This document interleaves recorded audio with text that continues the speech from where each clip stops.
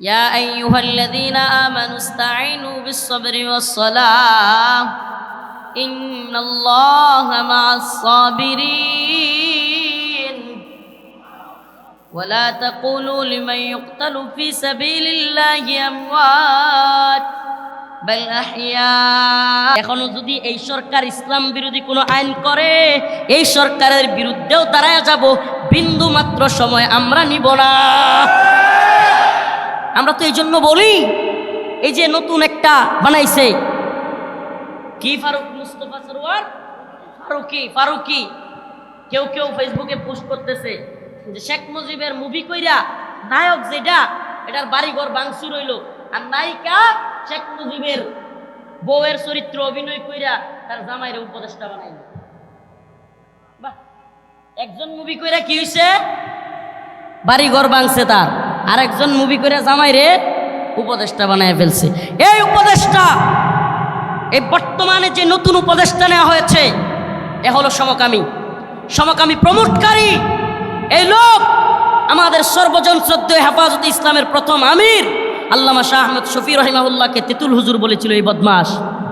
Supply শত শত মানুষকে খুন করেছিল প্রশাসন, আর সেই দিন এই ফারুকি ফেসবুকে পোস্ট করেছিল জঞ্জাল মুক্ত শাপলা। এই খুনির দোষর মুজিববাদের দালাল আজকে গিয়া উপদেষ্টা কমিটিতে বসে আছে। আমরা গতকালকে বলছি, গত 2 দিন আগে, যে আমরা উপদেষ্টা বানাইতে পারি, শহীদের রক্তের বিনিময়ে উপদেষ্টা যেমন বানাইতে পারি, ফেলতেও পারি। উপদেষ্টা বানাতে পারি, উপদেষ্টা কথা কয় না। কোথায় গেছেন নাকি? ফরিদপুর তো একটা জাগরণের এলাকা, ফরিদপুর হেফাজতের একটি শক্ত ঘাটির এলাকা। আমরা তো বলি, যদি এভাবে আপনারা চলতে থাকেন, জনগণের ম্যান্ডেটহীন, জনগণ যা চায় না, যাকে চায় না, হাসিনা যেমনি ভাবে দেশ চালাইছে জনগণের ইচ্ছার বিরুদ্ধে, জনগণের কথাই শুনে নাই, তেমনি ভাবে যদি আপনারাও ইসলাম বিদ্বেষী, সমকামী, আমেরিকান এজেন্ডা বাস্তবায়নকারী, ভারতের দালালকারী, যাকে মন চায় উপদেষ্টা কমিটিতে নেন, তবে মনে রাখবেন, আমরাও আবারও ডাক দিয়া এই উপদেষ্টা বৈষম্য দূর করার জন্য রাজপথে নেমে আসতে বিন্দুমাত্র সময় নিব না। সমস্যাটা হইলো, তাইলে কি আমরা ডরাইতাম না? আমরা আল্লাহরই ডরাইতাম, অন্য কেউ না। কিন্তু সমস্যাটা হইলো, আমি যখন বেরোইছি, আমি আমার কথা বলি, শাইখুল হাদিস ইবনে শাইখুল হাদিস আল্লামা মামুনুল হক হাফিজাহুল্লাহ তখন ভিতরে, মুফতি মাহমুদ হাসান গুনবী হাফিজাহুল্লাহ তখন ভিতরে, মুফতি ফখরুল ইসলাম সাহেব ভিতরে, মুফতি আমির হামজা সাহেব ভিতরে, তারপরে আমার উস্তাদ মুফতি মনির হোসেন কাসেমি দামাত বরকাতুহুম ভিতরে। যেই জন্য আমি ঠিক মতো উল্টাপাল্টাটা করতে পারি না। মানে এটা অনেকে বুঝবেন না, এটা কি কইছে, মানে ওই টাইপের আচরণ যেটা মূলত আমাদের অন্তরে লালন করি, পরোয়াহীন, ওটা করতে পারি নাই। মাইকটাই না নিচে চুপ করে দুরূদ শরীফ করে বয়ে রয়েছে, কিন্তু আচরণটা একবার হইত কইলেই পুলিশকে সাইজ করে দিত জনগণ। এমনকি অনেকে কিন্তু আপনারা ক্যামেরায় পরিপূর্ণ বিষয়টা দেখেন নাই, ক্যামেরায় দেখছেন যে হুজুরের খালি মাইক নিয়ে গেছে, আমার এলাকার লোক এরা তো শুনতেছে, এরা তো সব জানি। পরবর্তীতে যেটা হয়েছে, পুলিশ পালায় যাইতে বাধ্য হয়েছে, 2 সেক্টরে বাস দিয়ে মতো বাড়ি উঠেছে, কিন্তু এগুলো ভিডিওতে দেখানো হয়নি। কিন্তু পরিস্থিতি খুব ভয়াবহ ছিল। তো যাই হোক, আমরা কেন সহ্য করেছিলাম এই জন্য, যাতে করে অন্যান্য আলেমরা যারা এখনো বন্দী, এরা যেন মুক্তিটা পায়।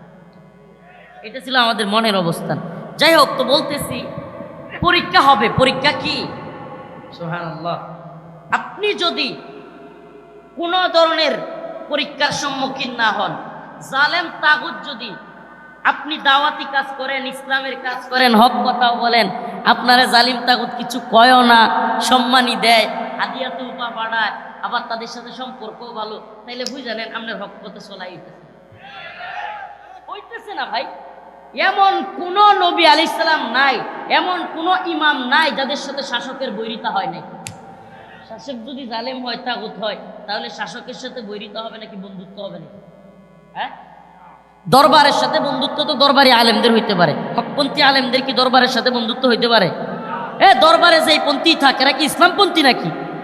আজকে একটা বিবৃতি হুজুরদের আমার খুব কষ্ট লাগলো, বলতেছে প্রধান উপদেষ্টা আপনার প্রতি আমাদের সর্বোচ্চ আস্থা, এই সেই, এত আস্থা রাখেন না, এগুলো ভালো না। বুঝতে হবে, এদের এক দলের ভারতীয় এজেন্ডা ছিল, এখন এদের আছে আমেরিকান এজেন্ডা। এই একটা একটার পর একটা এজেন্ডা নিয়ে আমাদের সামনে হাজির হবে। আমাদেরকে এগুলো বুঝতে হবে, ক্যাচ করতে হবে। আমরা আগামীকালকে ইসলামী শরিয়া পাবো না, কিন্তু এ জাতিকে শরিয়ার জন্য উদ্বুদ্ধ করতে হবে। ততদিন জালেমদের বিরোধিতা করতে হবে, পক্ষে না। ততদিন জালেমদের যে আসুক তার পক্ষে সাফাই গাওয়ার সুযোগ নাই। এরা কেউ ফিরিস্তা না, এরা কেউ কোরআন সুন্নাহ অনুযায়ী রাষ্ট্র ব্যবস্থা চলাইতেছে না। অতএব তাদের প্রত্যেকটা ইসলাম বিরোধী কাজে আমাদেরকে সমালোচনা করতে, আমার কথা কি বুঝাইতে পারতেছি? তো আল্লাহ পাক পরীক্ষা করবেন। আল্লাহ নিজে বলে দিয়েছেন, ওয়ালানাবলুওয়ান্নাকুম বিশাইইম মিনাল খাউফ ওয়াল জু' ওয়া নাকসিম মিনাল আমওয়ালি ওয়াল আনফুসি ওয়াত তামারাত। আল্লাহ পাক তোমাকে তোমার জীবনের নিরাপত্তাহীনতায় ফেলে দিতে পারেন, তোমার হায়াতের নিরাপত্তাহীনতায় ফেলে দিতে পারেন, তোমাকে ক্ষুধার যন্ত্রণায় ছটফট করাইতে পারেন, পরীক্ষা নিতে পারেন, তোমাকে জেলে দিয়ে পরীক্ষা নিতে পারেন, রিমান্ডে দিয়ে পরীক্ষা নিতে পারেন। আল্লাহ পাক সবগুলো পরীক্ষার কথা বলে দিয়েছেন। আম হাসিবতুম আন তাদখুলুল জান্নাহ ওয়ালাম্মা ইয়াতিকুম মাসালুল লাযীনা খালাউ মিন ক্বাবলিকুম। আল্লাহ পাক বলেন যে মাসাতহুমুল বা'সা ওয়াদ দাররা ওয়া যুলজিলু হাত্তা ইয়াকুলার রাসূল ওয়াল্লাযীনা মাআহু মাতা নাসরুল্লাহ। আল্লাহ অন্য এক আয়াতে বলেছেন, যারে তোমরা কি মনে করছো এমনি এমনি জান্নাতে চলে যাবা সিলসিলায়া? এত সহজ না। আমি পরীক্ষা করব, এমন পরীক্ষা করব যে তোমাদের পূর্ববর্তীদের যেমন ঝাঁকুনি দিছিলাম, কম্পন শুরু হয়ে গেছিল, এমনকি নবী এবং তার সহকাঠীরা যারা ছিল তাদের সাথীরা বলতেছিল মাতা রাসূলুল্লাহ, মাতা রাসূলুল্লাহ, কখন সহযোগিতা আসবে? কল্পনা করতে পারেন? তো এই ব্যথা আমাদেরও উঠছিল বাংলাদেশে সব অঙ্গন থেকে। আরে আল্লাহ, কবে হাসিনা যাইব, এমন একটা ব্যথা উঠছিল কিনা? হ্যাঁ, সারা দেশে সব মানুষের এই ব্যথা উঠছিল দেখে আল্লাহ বাঁচাইছে। তো এই পরীক্ষার কথা বলার উদ্দেশ্য হলো, আল্লাহ পাক আমাদেরকে পরীক্ষা থেকে উত্তীর্ণ করবেন। আল্লাহ পাকের কাছে চাইতে হবে। কার কাছে? সন্তান হয় না, কার কাছে চাইব? বাবার কাছে, দরগার কাছে, দুর্গার কাছে। সন্তান না হলে চাইব কার কাছে? কনফার্ম আটরশির কাছে, দেয়ানবাগির কাছে। কার কাছে? অভাব অনটনের মধ্যে আছি, টাকা পয়সা নাই, ছেলেটার চাকরি হয় না, চাইব কার কাছে? মেয়েটার বিয়ে হয় না, চাইব কার কাছে? বাবার কাছে। দরগায়, দুর্গায়, হ্যাঁ, দাউফাত তালিব ওয়াল মাতলুব। আল্লাহ কয়, তোরা আল্লাহকে বাদ দিয়া তাদের কাছে চাইবি। ইয়া আইয়ুহান নাস দুরিবা মাতালুন ফাসতামিউ লাহু ইন্নাল্লাযীনা তাদউনা মিন দুনিল্লাহ। আল্লাহকে বাদ দিয়া তোমরা যাদেরকে ডাকো, লা ইয়াখলুকু যুবাবা, এরা একটা মশাও বানাইতে পারে না। সুবহানাল্লাহ। এই দরগা দুর্গা সবগুলো মিললে কি বানাইতে পারে না? এই যে পোকা যেগুলো ফরিদপুরে আক্রমণ করতেছে, এগুলো বানাইতে পারে। এই একটা পোকা বানানোর সামর্থ্য দরগারও নাই, দুর্গারও নাই, দরগারও নাই। কথা কয় না রে ফরিদপুরের মুসলমান, কথা কন না। দরগারও নাই, একটাই যে পোকা এটা বানাইতে পারবে? এই Donald Trump, Netanyahu, Modi, Hasina সবগুলো মিললে একটা পোকা বানাইতে পারবো? সুবহানাল্লাহ। লা ইয়াখলুকু যুবাবা ওয়ালাউ ইজতামাউ লাহ। এরা সম্মিলিতভাবে একটা মশা মাছিও বানাইতে পারবে না। ওয়া ইয়াসলুবুহুমুদ যুবাবু শাইআ, বানাইতে তো পারেই না। এদের কাছ থেকে কোনো খাওয়ান লয়ে গেলে গা, ওই যে মূর্তি যেগুলো থাকে এগুলোর সামনে থেকে মশা মাছি খাবার নিয়ে গেলে আল্লাহ বলেন, ওয়া ইয়াসলুবুহুমুদ যুবাবু শাইআ লা ইস্তানকিদুহু মিন, এরা ওইটা রক্ষাও করতে পারে না। দাউফাত তালিব ওয়াল মাতলুব, এরা কতই না দুর্বল। আল্লাহরে বাদ দিয়া যে চায় এবং যার কাছে চায়, এরা উভয়ে কি কতই না দুর্বল। সুবহানাল্লাহ। আমরা চাইবো কার কাছে? জোরে বলে না। দরগার কাছে, দুর্গার কাছে, বাবার কাছে, শায়েখের কাছে, পীরের কাছে, চাইবো কার কাছে? ও ভাই, ইসলাম কোনো সন্ন্যাসী মার্কা ধরবো না, এনে গান্ধিগিরি চলে না। ইসলামে এমন না যে বাবারে কইলে বাবা কয়ে দিব, মাধ্যম ছাড়া উপায় নেই। বরং আল্লাহ কয় তাআল্লুক মা আল্লাহ, বান্দারে একটা না, দুইটা না, 100 না, 1000 না, লক্ষ গুনাহ তুই করে ফেলেছিস। জিনা করেছিস, ব্যভিচার করে ফেলেছিস, সুদ খেয়ে ফেলেছিস, ঘুষ খেয়ে ফেলেছিস, বিভিন্ন ধরনের গুনাহ তুই করতে পারিস, কিন্তু আমি আল্লাহরে একবার আল্লাহ আমি আর গুনাহ করব না মন থেকে তওবা করে ছেড়ে দিলাম। আমার মালিক কয় ইল্লা মান تاب وآمن وعمل عملا صالحا فأولئك يبدل الله سيئاتهم حسنات। বান্দা একটা নয়, দুইটা নয়, 100 নয়, 200 নয়, 1 লক্ষ গুনাহ যদি তুই করিস রে বান্দা, ফাউলাইকা ইউবাদদিলুল্লাহ, আমার আল্লাহ 1 লক্ষ গুনাহকে 1 লক্ষ নেকি দ্বারা পরিবর্তন করে তোরে জান্নাতে দিয়ে দিবে। তাআল্লুক মা আল্লাহ, আল্লাহর সাথে সম্পর্ক। আরে বান্দা রিকশাওয়ালা হইতে পারেন, আপনি মাটি কেটে খাইতে পারেন, ইটভাটায় চাকরি করতে পারেন, দিনে আনেন দিন খান, সমস্যা নেই। প্রতিদিন হালাল রিজিক ইনকাম করেন, বউটাকে পর্দায় রাখেন, 5 ওয়াক্ত নামাজ পড়েন, আল্লাহর কাজগুলো সঠিকভাবে কইরা আল্লাহর কাছে চান। বড় মুফতি, বড় শাইখুল হাদিস, বড় চুক্তিবাদী বক্তার চাইতে আল্লাহর কাছে আপনার মর্যাদা অনেক বেশি। সুবহানাল্লাহ। তাআল্লুক মা আল্লাহ, এটা আল্লাহর সাথে, দুনিয়ার কোনো ব্যক্তির সাথে না। আরে আল্লাহর ভয় যদি অন্তরে থাকে, পৃথিবীর কোনো তাগুত আর জালেমের ভয় বিন্দু মাত্র থাকবে না। আরে পৃথিবীর সমস্ত বড় জালেম তাগুত পাতলা পায়খানা হলে বিস্তার থেকে উঠতে পারবে। কয়েকদিন আগেই তো যখন ডোনাল্ড ট্রাম্প ক্ষমতা থেকে গেছিল, পোলাপানে একটা ড্রামের উপরে তারে ছাইরা দিয়া পানির মধ্যে এডিট কইরা, ড্রামের, দেখেন নাই মনে হয় ভিডিওটা, ড্রামের উপরে ছাইরা দিয়া কইছিল, আমারও ছিল সব একদিন, আজ আমার নেই কিছু নেই। খেল না এটা? আগে ডোনাল্ড ট্রাম্প যখন ক্ষমতায় ছিল, আবার গেল গা, পোলাপান দিল বাসায় বেলার মধ্যে দিয়া, আমারও ছিল সব একদিন। আমাকে বলেন, ডোনাল্ড ট্রাম্প কেন পৃথিবীর সমস্ত ক্ষমতাসীনদের যারা বড় বড় লিডার, এরা পাতলা পায়খানা ঠিক মতো হইলে উঠতে পারবো বিছানার থেকে? হ্যাঁ, তাইলে ক্ষমতাসীন কে? আল্লাহু লা ইলাহা ইল্লা হুয়াল হাইয়ুল কাইয়্যুম কুলিল্লাহুম্মা মালিকাল মুলক তুতিল মুলকা মান তাশা ওয়া তানজিউল মুলকা মিম্মান তাশা ওয়া তুইজ্জু মান তাশা। ইজ্জতের মালিক কে? ক্ষমতার মালিক কে? হুজুর বলতেছিল, বেরি পড়াইছে, গরুর রশি লাগাইছে, 8-10 জনের টাইনা নিয়ে যাচ্ছে, এত বড় পুলিশের বুলেট প্রুফ জ্যাকেট, মাথায় লাগাইছে হেলমেট, দেইখা মনে হয় এইটাই মনে হয় যে বইয়ে পড়ছিলাম মগের মূল্য এটা হেডাই। আপনারা খেয়াল করছিলেন কিনা, এই অবস্থায় আমি একটু হাসছিলাম, এটা কইতে পারেন? ভিডিওতে হাসছিলাম। কি লেগে জানেন? আমার মনে মনে হইতেছিল, ওই যে বই কলমে খাতায় পড়ছিলাম যে মগের মূল্য, এটাই হেই মগের মূল্য। নাইলে একটা লোক যারে বেরি পড়াইছো, আরে আবার রশি লাগান লাগে, কিংবা যারে রশি লাগাইছো এর বেরি লাগান লাগে, আবার একেবারে হেলমেট, বুলেট প্রুফ জ্যাকেট। হুজুর কইতেছিল না, আল্লাহ বেশি দিন লাগে নাই, কয়েক মাসের ব্যবধানে আল্লাহ এদেরকে রশি আর হেলমেট লাগাই দিছে। সুবহানাল্লাহ কয় না? وتعز من تشاء وتذل من تشاء بيدك الخير إنك على كل شيء قدير تبارك الذي بيده الملك وهو على كل شيء قدير سبحان الله। কার বরত্বের জয়গান? কথা কন, কার বরত্বের জয়গান হবে? শেখ মুজিবের, জিয়াউর রহমানের, নাকি আল্লাহ? জয়গান গাইব তো কার? ডক্টর ইউনূসের জয়গান হবে কার? আল্লাহর জয়গান গাইব আমরা। হুয়াল আউয়াল ওয়াল আখির ওয়াল যাহির ওয়াল বাতিন। সুবহান। তিনি প্রথম, তিনি শেষ, তিনি গোপনে শক্তিশালী, তিনি প্রকাশ্যেও শক্তিশালী। যারা আল্লাহর জয়গান গায় এরা কাউরে ভয় পায়?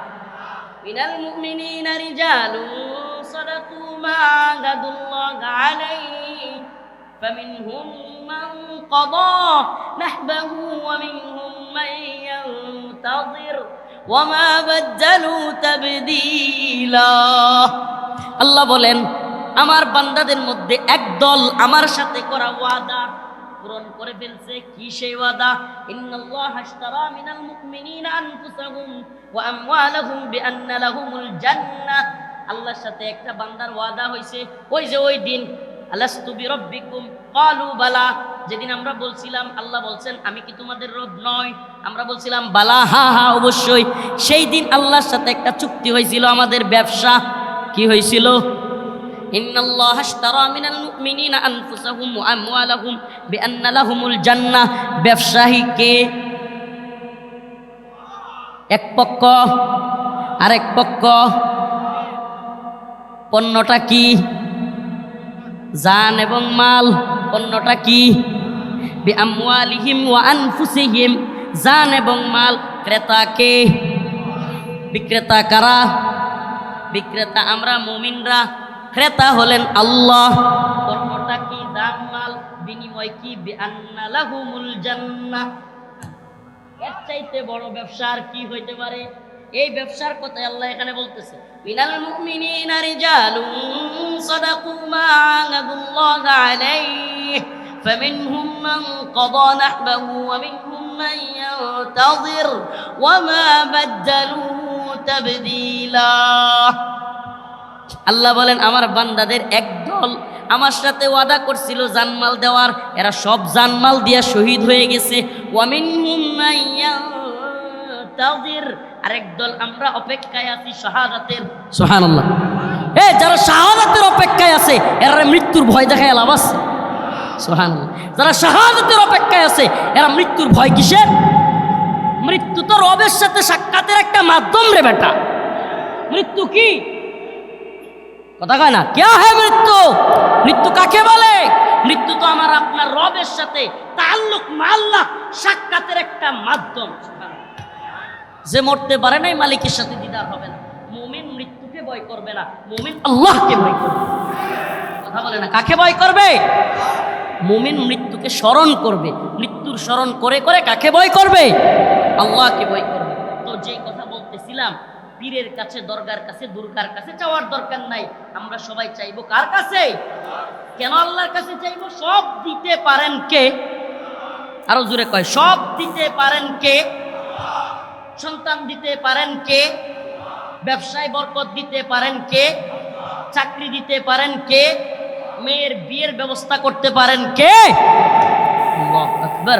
সব পারেন কে? আরে দুনিয়ার কারো কাছে হাত পাতলে ছোট হওয়া লাগে, ছোট। দুনিয়ার কারো কাছে চাইলে ছোট হওয়া লাগে, খুঁটা খাওয়া লাগে। খুঁটা না দিলেও নিজের কাছে কেমন জানি ওই লোকটার সামনে গেলে কেমন লাগে। সুবহানাল্লাহ। ছোট হওয়া লাগে। দুনিয়ার মানুষ দেখে যে অমুকে তোরে হেল্প করছে, এগুলো মাঝে মাঝে ওই লোক খুঁটা না দিলেও আরেকজনে কি করে? সুবহানাল্লাহ। অথচ মালিকের কাছে চাইলে সম্মান আরো বাইরে যায়, বাইরে যায়। মালিকের কাছে চাইলে কি হয়? একটা কারগুজারি হুজুর যেহেতু বলছে, হুজুর কিন্তু আমি কথাগুলো নোট করছি, অনেকগুলো কথার মধ্যে এটাও বলছে যে এত কিছু হয়েছে আপনার একটু বলিয়ে। একটা ছোট্ট কারগুজারি শোনাই। আমাকে যখন ম্যাজিস্ট্রেট কোর্ট থেকে জামিন দিছে, আবার জামিনটা বাতিল হয়ে গেছে। ঠাস করে জজ কোর্ট থেকে জামিন নিছি, আবার জামিন বাতিল হয়ে গেছে।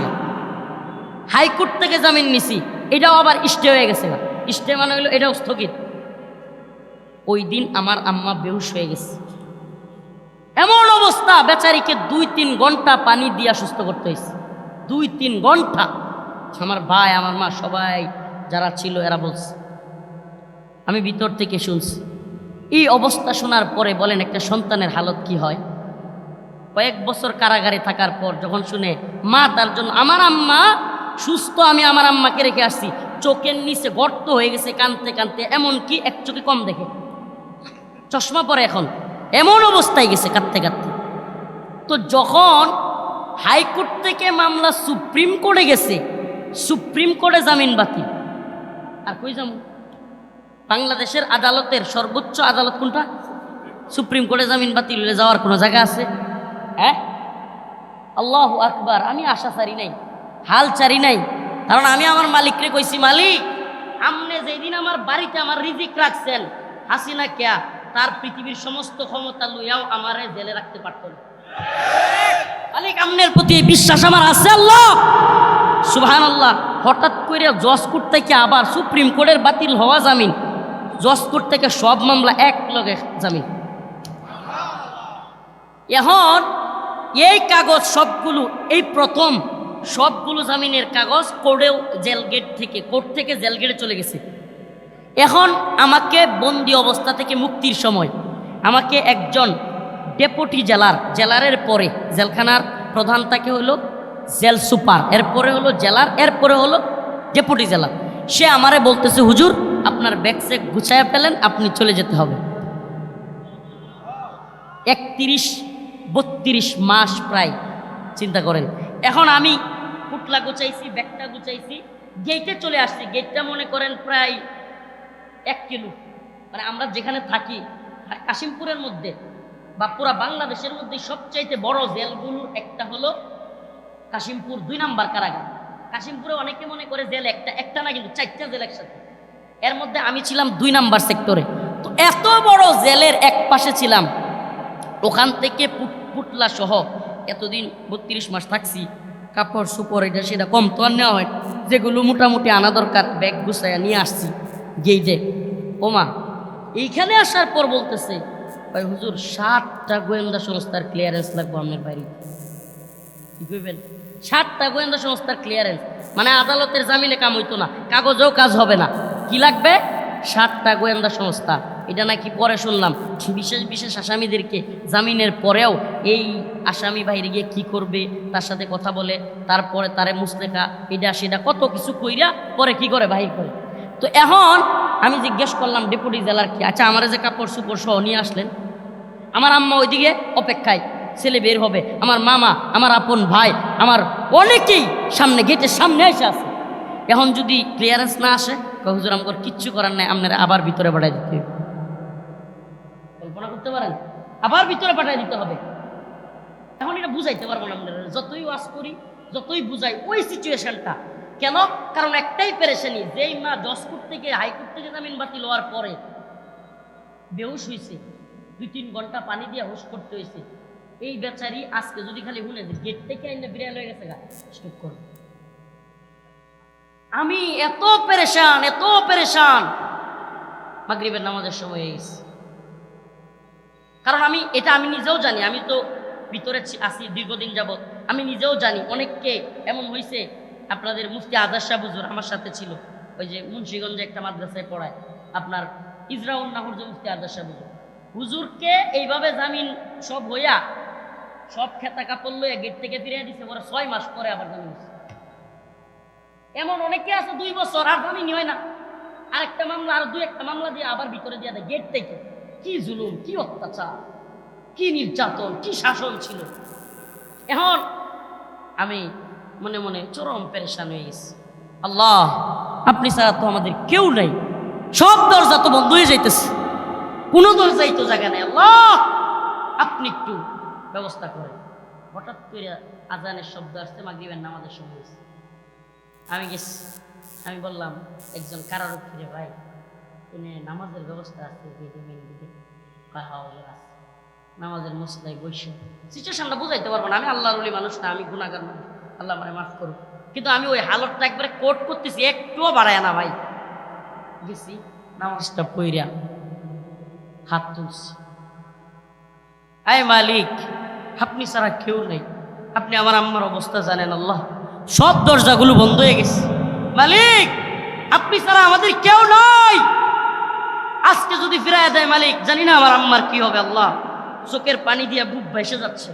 এটা এখন পরিস্থিতিটা আপনাদেরকে বুঝাইতে পারবো না, মানে বুক ফাটা একেবারে হেঁচকি উঠা কান্না আসতেছে। আমি বলতেছি, আল্লাহ আমি যেন সালাম ফিরাইয়া দোয়া শেষ করে শুনি আমার সব ক্লিয়ারেন্স হয়ে গেছে। আরে ভাই, সালাম ফিরাইয়া খালি ফিরছি, কারারক্ষী কয় হুজুর আপনার ক্লিয়ারেন্স শেষ, আসেন। ওয়াল্লাহি একটুও বাড়ায় বলতেছি না ভাই, এজন্য তো বলি চাইবো কার কাছে? ইয়া আইয়ুহাল্লাযীনা আমানু ইসতাঈনু বিস-সাবরি ওয়াস-সালাহ। আল্লাহ কয়, বান্দারে পৃথিবীর কারো কাছে তোর চাওয়ার দরকার নাই, তুই আমার কাছে চাইবি। মন তাইকা যদি চাইতে পারস রে বান্দা, আমি অবশ্যই তোকে দিব। ইসতাঈনু বিস-সাবরি ওয়াস-সালাহ, নামাজের মাধ্যমে, সবরের মাধ্যমে আল্লাহর কাছে চাও। সবর কয় প্রকার? সবর 3 প্রকার। সবর আনিল মাসিয়াত, সবর আনিত তাআত, সবর আনিল মুসিবাহ। এক প্রকারের সবর হলো গুনাহের কথা মনে উঠে, মেয়ে দেখছেন খায়সাত আসে, মেয়ের সাথে বিভিন্ন ধরনের কুকর্মে লিপ্ত হতে ইচ্ছে হয়, বিভিন্ন সুদ খাইতে ঘুষ খাইতে ইচ্ছে হয়, বিভিন্ন খারাপ কাজে জড়াইতে ইচ্ছা হচ্ছে। এক্ষেত্রে অনিচ্ছা সত্ত্বেও আল্লাহর ভয়ে সবর করা, গুনাহটা না করা, এটাকে বলে সবর আনিল মাসিয়াত, গুনাহের ক্ষেত্রে সবর। দ্বিতীয় নাম্বার সবর, সবর আনিত তাআত। কোরআন সুন্নাহ যা বলছে, নামাজ পড়তে মন চায় না কিন্তু নামাজ পড়েন, ফজরের নামাজের সময় শীত লাগতেছে, কম্বল থেকে উঠতে মন চায় না, তবুও কম্বলটা ঝেড়ে ফেলে দিয়া আল্লাহু আকবার বইলা নামাজে দাঁড়ায়া যান। এটা হলো আল্লাহর প্রতি বান্দার ইতাআত, কোরআনের প্রতি ইতাআত। রাসূলুল্লাহ সাল্লাল্লাহু আলাইহি ওয়াসাল্লামের দাড়ি রাখা নিজের জন্য কষ্টের, বিভিন্ন সুন্নাহ পালন করা কষ্টের হওয়ার পরেও, দেখতে বুড়া লাগবে, এটা বলে ওইটা বলে, এত কিছুর পরেও আল্লাহর রাসূলের সুন্নাহ আদায় করলেন, এটা বলে রাসূলের ইতাআত। উলামায়ে কেরাম হকপন্থী আলেমরা ময়দানে ডাক দিলেন, নিজের খায়াসাতের জন্য না, নিজের ব্যক্তি পূজার জন্য না, বরং ইসকন চট্টগ্রামে মুসলমানদের দোকানপাটে হামলা করতেছে, সেনাবাহিনীর উপর হামলা করতেছে, মুসলমানদের বাড়ি ঘরে হামলা করতেছে। এমন অবস্থায় 2024 সালের স্বাধীন কয়ে বসে থাকার সময় নাই। ইসকনকে নিষিদ্ধ করার জন্য উলামায়ে কেরাম ডাক দিলে, ইসকনকে নিষিদ্ধ করার জন্য সারা দেশ অচল করে দেওয়ার মতো ফরিদপুর অচল করে দিতে হবে, এই তামান্না নিয়ে ময়দানে হাজির হওয়া, এটাকে বলে আলেমদের ইতাআত। পারবো তো ইনশাআল্লাহ? দেশ কোরআন সুন্নাহ বাস্তবায়নের আগ পর্যন্ত পরিপূর্ণ স্বাধীন নয়, এটা মনে রাখবেন, মাথায় গেঁথে রাখেন, নাহলে বারবার কষ্ট পাবেন। মুমিন এক গর্তে দুইবার পা দেয়, মুমিন এক গর্তে দুইবার পা দেয়, কিন্তু আপনারা বারবার কষ্ট পাবেন। আমাদের কষ্ট নাই, আমরা যে কারাগারে গেছি, আলহামদুলিল্লাহ, কারাগারে গিয়ে এত সন্তুষ্ট হয়েছি না। আল্লাহ সবর করার তৌফিক দিছে, আল্লাহ মাফ করুক, এটা আল্লাহ দিছে, কিন্তু মনে একটা তামান্না ছিল, হক কথা কইছি, জেলে আইছি, আল্লাহ চাইলে বাড়ি করবো।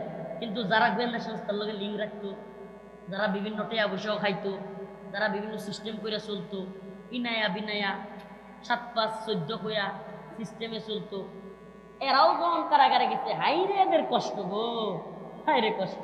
কারণ কি, হাইরে জীবন ভরা হক কথা কইলাম না, আবার আইলাম জেলে, এমন বুঝাইতে পারি নাই, এমনও ছিল। কিন্তু এই জন্য আমাদের মনে কষ্ট নাই। এখনো যদি এই সরকার ইসলাম বিরোধী কোনো আইন করে, এই সরকারের বিরুদ্ধেও দাঁড়ায় যাব, বিন্দু মাত্র সময় আমরা নিব না। আমরা তো এই জন্য বলি, এই যে নতুন একটা বানাইছে কি, ফারুক মুস্তফা সরোয়ার ফারুকি, কেউ কেউ ফেসবুকে পোস্ট করতেছে যে শেখ মুজিবের মুভি কইরা নায়ক যেটা, এটার বাড়িঘর ভাঙচুর হইল, আর নায়িকা শেখ মুজিবের বউয়ের চরিত্র অভিনয় কইরা তার জামাইরে উপদেষ্টা বানাইল। বাহ, একজন মুভি কইরা কি হইছে, বাড়িঘর ভাঙছে তার, আর একজন মুভি কইরা জামাইরে উপদেষ্টা বানায় ফেলছে। এই উপদেষ্টা, এই বর্তমানে যে নতুন উপদেষ্টা নেওয়া হয়েছে, এ হলো সমকামী প্রমোটকারী। এই লোক আমাদের সর্বজন শ্রদ্ধেয় হেফাজতে ইসলামের প্রথম আমির আল্লামা শাহ আহমদ শফি রহিমাহুল্লাহকে তেতুল হুজুর বলেছিল এই বদমাশ। সাপ্লাই শত শত মানুষকে খুন করেছিল প্রশাসন, আর সেই দিন এই ফারুকি ফেসবুকে পোস্ট করেছিল জঞ্জাল মুক্ত শাপলা। এই খুনির দোষর মুজিববাদের দালাল আজকে গিয়া উপদেষ্টা কমিটিতে বসে আছে। আমরা গতকালকে বলছি, গত 2 দিন আগে, যে আমরা উপদেষ্টা বানাইতে পারি, শহীদের রক্তের বিনিময়ে উপদেষ্টা যেমন বানাইতে পারি, ফেলতেও পারি। উপদেষ্টা বানাতে পারি, উপদেষ্টা কথা কয় না। কোথায় গেছেন নাকি? ফরিদপুর তো একটা জাগরণের এলাকা, ফরিদপুর হেফাজতের একটি শক্ত ঘাটির এলাকা। আমরা তো বলি, যদি এভাবে আপনারা চলতে থাকেন, জনগণের ম্যান্ডেটহীন, জনগণ যা চায় না, যাকে চায় না, হাসিনা যেমনি ভাবে দেশ চালাইছে জনগণের ইচ্ছার বিরুদ্ধে, জনগণের কথাই শুনে নাই, তেমনি ভাবে যদি আপনারাও ইসলাম বিদ্বেষী, সমকামী, আমেরিকান এজেন্ডা বাস্তবায়নকারী, ভারতের দালালকারী, যাকে মন চায় উপদেষ্টা কমিটিতে নেন, তবে মনে রাখবেন, আমরাও আবারও ডাক দিয়া এই উপদেষ্টা বৈষম্য দূর করার জন্য রাজপথে নেমে আসতে বিন্দুমাত্র সময় নিব না।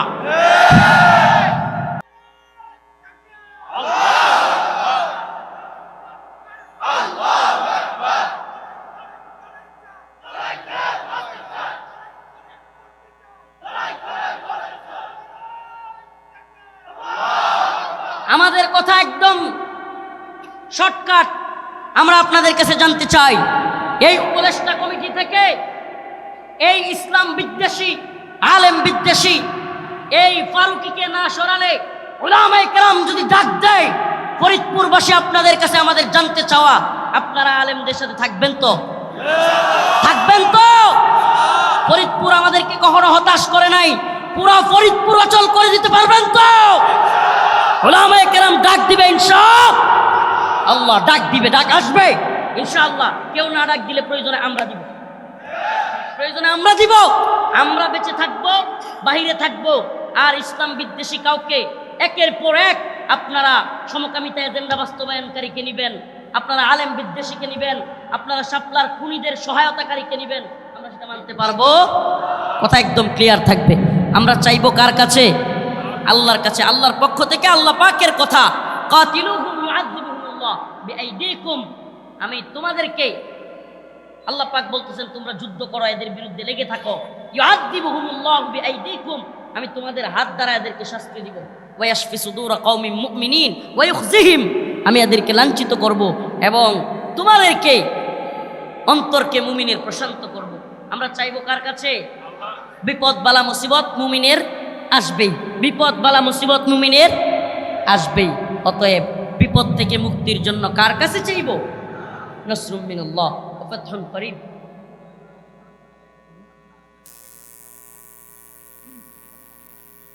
আমি আপনাদের কাছে আহ্বান রাখব, উলামায়ে কেরাম বর্তমানে যারা আছেন, দায়ী কিংবা যুব সমাজ, পার্শ্ব বিষয়গুলো নিয়ে বর্তমানে আমাদের লড়াইয়ে জড়ানো, এটা আমাদের জন্য বোকামি। আমি সরাসরি বলছি, বরং ইসকন আওয়ামী ফ্যাসিস্টদের দালাল, হিন্দুত্ববাদীদের দালাল, এদেরকে ফোকাস রেখে আমাদের কাজ করা উচিত। পার্শ্ব বিষয়গুলোতে এখন জড়ালে এটা গোয়েন্দা সংস্থার খেলা, এটা আমরা জানি বলে বলছি। আমাদের মুরব্বীদেরকে ফাঁদ পেতে গোয়েন্দা সংস্থা চাচ্ছে উলামায়ে কেরামকে অন্য একটা বিষয়ে জড়ায় রাইখা পশ্চিমা এজেন্ডা বাস্তবায়ন করতে। আমি জেনে শুনে বলছি, এজন্য বলি পার্শ্ব বিষয়গুলো এড়াইয়া চলা, যতটুকু পারেন এড়াইয়া চলবেন। মুসলমান মুসলমান ঝগড়ার সময়, মুমিন মুমিন ঝগড়ার সময় না। আপনি কল্পনা করতে পারেন এটা ভারত আর গুজরাট নাকি কাশ্মীর, অথচ মুসলমানদের বাড়ি ঘরে দোকানপাটে গিয়া ইসকন হামলা করতেছে। কল্পনা করা যায়? সেনাবাহিনীর উপর হামলা করতেছে। এমনকি ফারুকীর মতো ব্যক্তিকে, ফারুকী, এটা তো সবার জানা উচিত, ফারুকীকে নিয়ে উপদেষ্টা বানাইছে। এখন আবার কি করছে? মানবাধিকার কার্যালয় বানাইতে যাচ্ছে। অনেকে জানে না এটা সমকামী এজেন্ডা বাস্তবায়নের জন্য। অতএব আমি বলবো যে এই ধরনের বন্ড বিদাতি কিংবা এই সমস্ত লোক যারা আলেমদেরকে মানে না, ইতাআতি, এই সমস্ত বিষয়গুলো এখন আপনারা দয়া করে জড়াবেন না। আমি মুরব্বীদের কাছে ওই মেসেজটা পৌঁছানোর চেষ্টা করেছি যে এটা একটা খেলা। উলামায়ে দেওবন্দকে, এদেশের হকপন্থী আলেমদেরকে ভিন্ন কাজে জড়ায় রাখা এটা বিশ্বে দেখাবে এরা নিজেদের মধ্যে মারামারি, আর এদিকে এরা সমকামী এজেন্ডা, এরা বিভিন্ন ভারতীয় এজেন্ডা, এগুলো বাংলাদেশে পুশ করবে। আল্লাহ পাক আমাদের সবাইকে বোঝার তৌফিক দান করুক, আমল করার তৌফিক দান করুক। বলেন আমিন। ওয়া আখিরু দাওয়ানা আনিল হামদুলিল্লাহি রাব্বিল আলামিন। আসসালামু আলাইকুম ওয়া রাহমাতুল্লাহি ওয়া বারাকাতুহু।